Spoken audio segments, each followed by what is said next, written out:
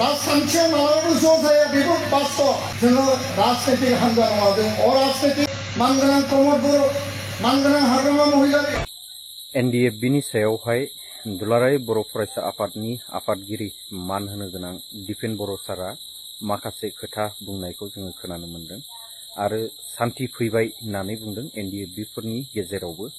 नाथाय दिनैसिमावहाय गमामायैनो एनडिएफबिफोरनि गेजेरावहाय सान्थिया फैमारबाय नामा, बियो गिदिर मोनसे कुइसन बयनिबो सायावहाय।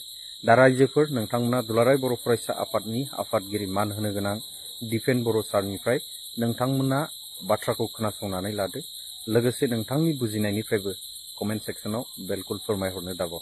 एक्चुअली आङो नैबे चेनेलावहाय बेफोरबायदि भिडिअफोरखौ लाबोफेरनाय जायाखैमोन, खारन आंनि बै चेनेल गिदिरावहाय नटिफिकेशन अफ जानानै दङ, बिनि थाखायनो आङो बेवहाय लाबोनाय जाबाय।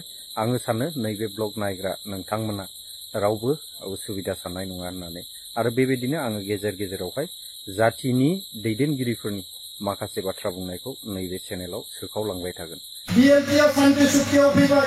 बिएलटि एबसुनि बे माने सौग्रावलायनाय थैलायलायनाय थासारि, एबसु बिएलटि एनडिएफबिनि सौग्रावलायनाय थैलायनाय थासारि जों मालाबाबो आरो बेबायदिखौ लुबैफिना। बे थासारिया जोब्बाय। दिनै जोंनि फिसा फिसौ जोंनि फंबाय बिनानावनि मोजां सान आरो परिबेश आरो इयुनखौ जों दानांगौ। बेखायनो बर' हारिनि जायफोर जातीय दैदेनगिरि, जातीय संग्रामजों फैनाय दिनै राजखान्थि दैदेनगिरि हिसाबै खामानि मावदों, मानगोनां प्रमद बर', मानगोनां हाग्रामा महिलारि, इउजि ब्रह्म, रन्जना नार्जारि, रबिराम नार्जारि, खाम्फा बरगयारि, बिथांमोननिसिम जों मोनसे आपिल होदों जे बबेबा बिन्दुआव बबेबा लामायाव जोंनि सिलाय भारतनि थासारिया जोब्बाय।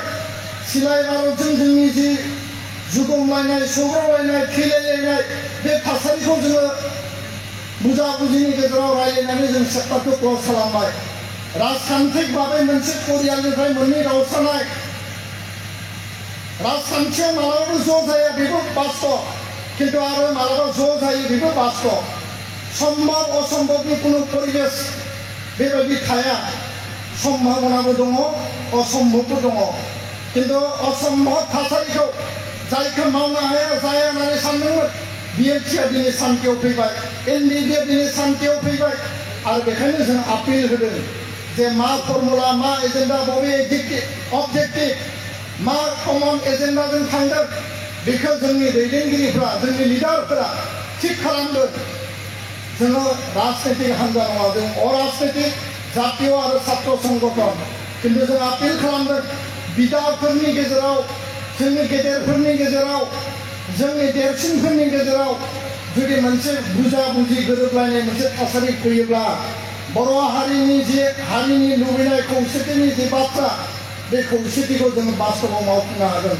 बेखायनो दिनैनि बे अहिंसानि सान, जे दिनैनि शान्तिनि जे सान, बे सानाव फिन खेबसेबाव बे मन्चनिफ्राय आङो बर'नि बिटिआर केन्द्रिक जि जोंनि बर'नि रिजनेल जि राजखान्थि हान्जा, बे दैदेनगिरि आरो जोंनिनो दैदेनगिरि, संग्रामनि दैदेनगिरि बिथांमोनखौ फिन खेबसेबाव आरोबाव रिथेंकिं खालामनानै आवगायलांनो थाखाय आं खावलायबाय।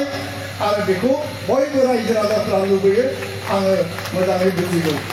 दा बेखायनो मानगोनां रायजो राजा नोंथांमोन, जोङो हारिखौ जौगाहोनांगौनि थाखाय, बड'फानि आल्टिमेट सिमांसिम थांनांगौनि थाखाय जोङो महात्मा गान्धीनि आदर्श, बड'फा उपेन्द्रनाथ ब्रह्मआ होलांनाय जिखिनि लामा, बेखौ जोङो संदाननानै हान्थिलांगोन।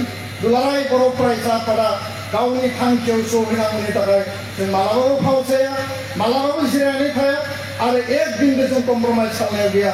बेखिनि बाथ्राखौ बुंनानै महात्मा गान्धीनि जोनोम साननि फिन खेबसेबाव साफ्रोमनिसिमबो आंनि खुलुमनाय आरो हामलायनायखौ बावनानै हमारे सभी अतिथियों को मैं हृदय से फिर से धन्यवाद देता हूँ। और आगे में भी हमारा भरद्वाज साहब का हमेशा आशीर्वाद और हमेशा सहयोग हम मिलेंगे, वही मैं आशा करता हूँ।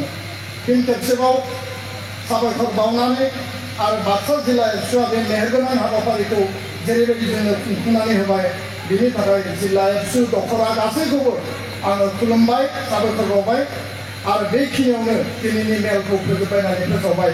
गोजोन्थों, थेंक इउ।